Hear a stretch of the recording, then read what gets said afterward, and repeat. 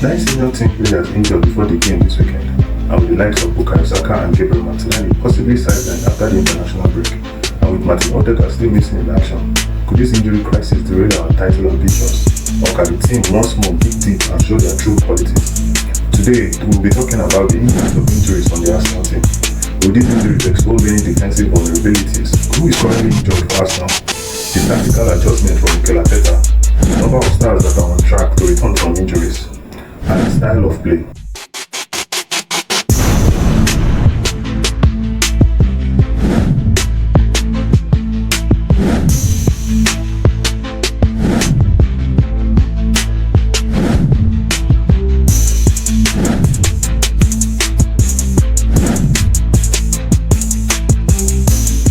Hello guys, what's going on? My name is V. Welcome back to Arsenal Telling.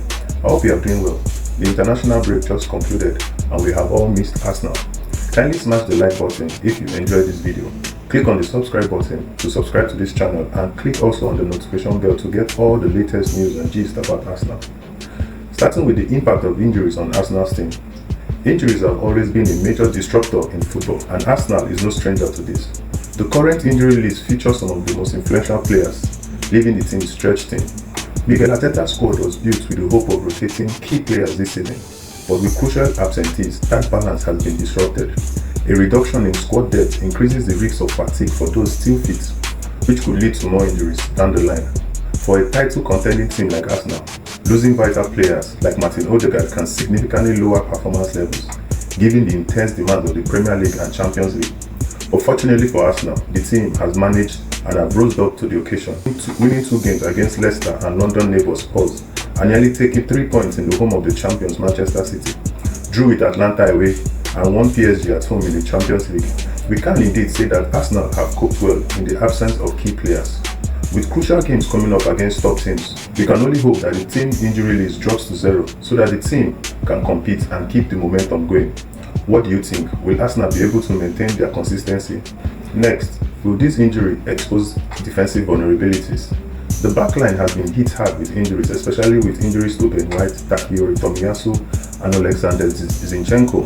Although Arsenal's defense has been one of the best in the league so far despite the absence of such key figures in the defense. Arteta's system relies on players like Zinchenko, Ben White and Tomiyasu for their versatility, flexibility, and also adaptability. The absence, if delayed, may expose vulnerabilities at the back, with little or no cover for the still fit backline of Jurgen Timber, William Saliba, Gabriel Martinelli, and new signing Ricardo Calafiori.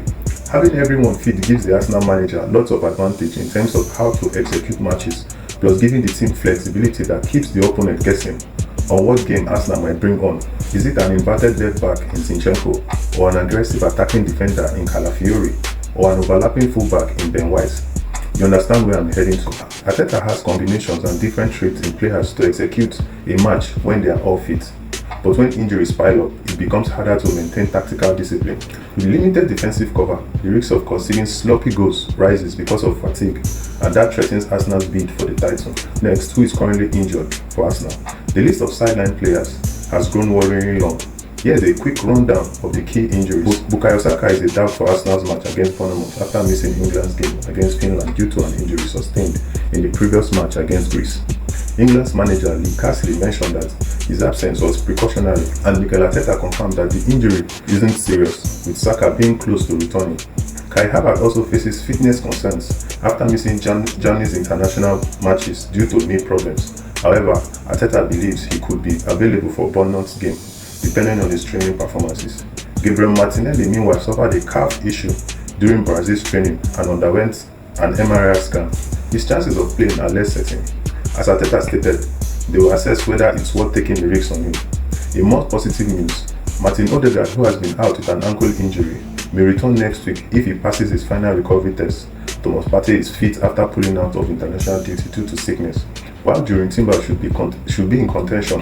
Tomiyasu remains out with a knee issue, while Quarantini is out with an hamstring. White, Timber and Zinchenko are quite close to recovery though, meaning that decisions will be made over the start against Bournemouth this week.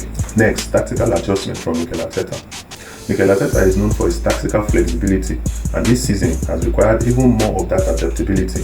With injuries forcing changes, he has employed different patterns of play, like direct play using long balls to bypass opponents' midfield for quick attacks, and also more switches from right to left. So far this season, the Spaniard has also used more of his fringe players, giving younger talents like Miles Lewis-Kelly and Ethan Nwaneri the chance to step up in the absence of senior players. Arteta's adjustments have helped keep Arsenal competitive, but this run of games after the international week may demand more from the manager and the team. We have seen a shift from a free-flowing approach to a more pragmatic approach in recent matches, laying more emphasis on defensive shape and midfield stability rather than high-pressing attacking football. Change in Arsenal's style of play. Injuries have inevitably forced a change in Arsenal's style of play. While Arteta initially focused on aggressive pressing and dominating possession, the current injury situation has prompted a shift. Recent games have seen a more conservative Arsenal, with slower build-up play and a focus on maintaining defensive shape. Players like Declan Rice have had to step into more defensive roles, limiting their influence further up the pitch. This temporary change might keep Arsenal competitive in the short term. Can the Gunners sustain this more cautious approach without compromising their attacking threats? The longer the key players remain out, the more difficult it will be to maintain title-winning style. But until then, the Gunners must navigate this tricky period with caution. So far, the injuries have not derailed our title challenge. Arsenal has weathered the storm and stay in contention. What do you think? Can Arsenal remain resilient throughout the season and win the league? Let us know in the comments below. Thanks for watching. Don't forget to like, share and subscribe.